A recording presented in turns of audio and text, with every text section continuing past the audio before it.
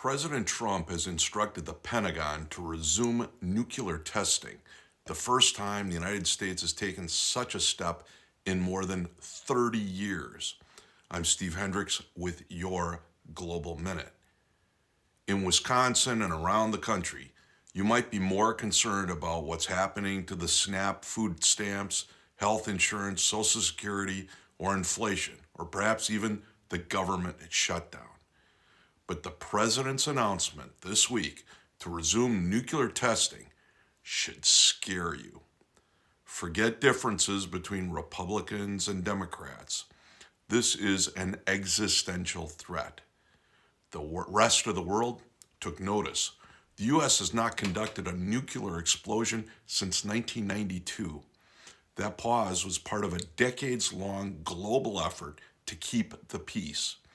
After the Cuban Missile Crisis, President Kennedy and Premier Khrushchev signed the Limited Test Ban Treaty in 1963.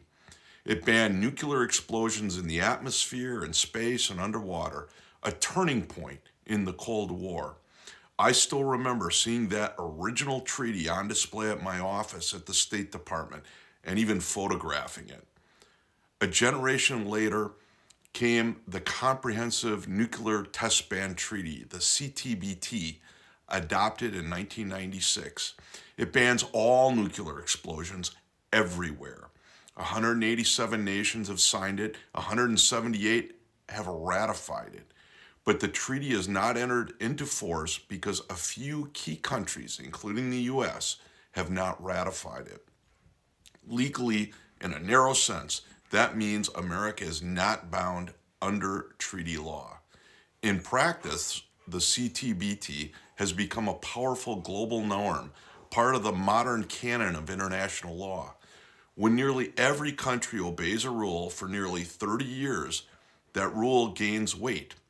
To ignore it now would weaken the entire structure that has kept nuclear proliferation in check. Supporters of the president call it strength. Critics, most of the rest of the world, call it wildly reckless. For anyone committed to peace, to making sure that we never have another Hiroshima, this move is unconscionable, insane. Here is what's at stake. Breaking the test ban tradition invites others to follow. If the U.S. resumes tests, Russia does the same. China accelerates its program.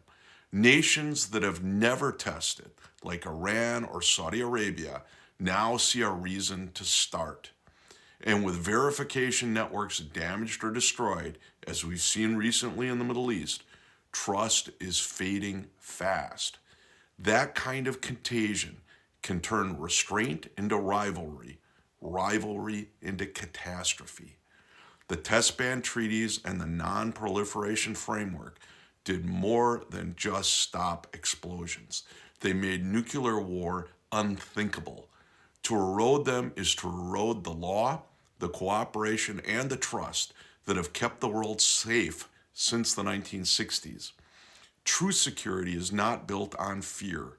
It rests on rules and respect for them. When those rules are ignored, America's safety is reduced, and others may once again believe that nuclear war is an option. The president's statement was unwise, provocative, and dangerous. I'm Steve Hendrix. That's your Global Minute.